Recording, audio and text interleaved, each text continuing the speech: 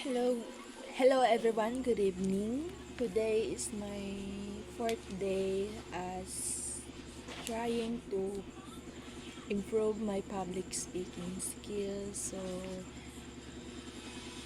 for the past few days, since I've started to make a videos about this for this goal, I realize I become inconsistent. So, the last few days, so, natamad ko mag-video and I'm also starting to doubt myself kung worth it. Yun manibala.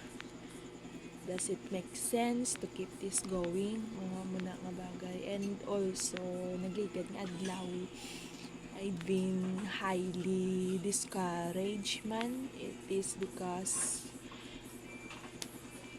I think there's still no improvements despite sa mga naging effort ko to improve my speaking skills and ilog gani sa akong yambal nagligad. I'm also still a bit insecure sa mga tao nga kabalo gid ya magambal fluently and clearly may kinay sa English. So, I think that's it. Kag akong ilong man nagpaknit bangod sa sunburn na ako na accumulate ng ligad aron do ano saya palain sa tulokon. And also ginatry ko akong best nga hindi sa pagpaon kay I know kung kwaon ko na mas magadelay kag magadugay ang healing process niya but namay kasi ako kwaon ba una stop ko lang ano. So I think I need to at least talk about something lang.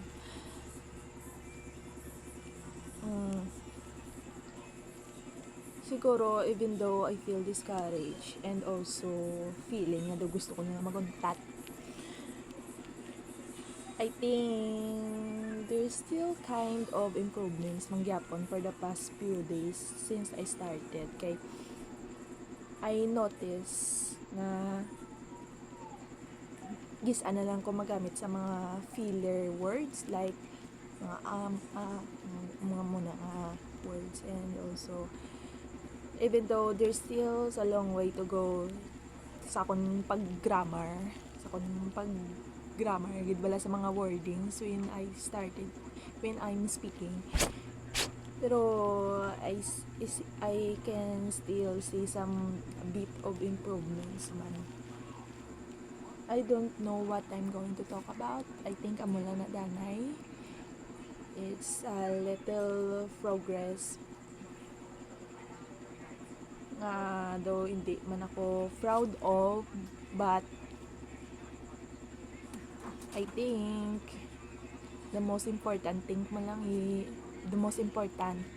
lang is nag-umpisa ako. So I think amo mo lang na guro ang naga-matter kisa sa wala gid ko naga-try effort in improving myself before magklase.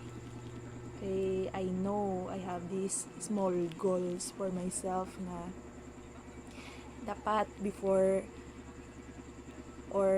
mag-umpisa ang klase is kabalo na gid ko ya mag-speak up, mag-speak clearly and properly nga wala ga utal-utal.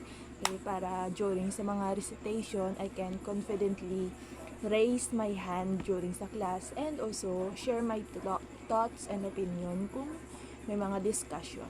So, kaya mo na nga daan ang mga bagay nga akong ging untatan umpisa sang ako sa after sang second sem sa akong first year, I become highly discouraged kid during sa tunga time. So I nerve myself to be some kind of quiet student na lang gid ya.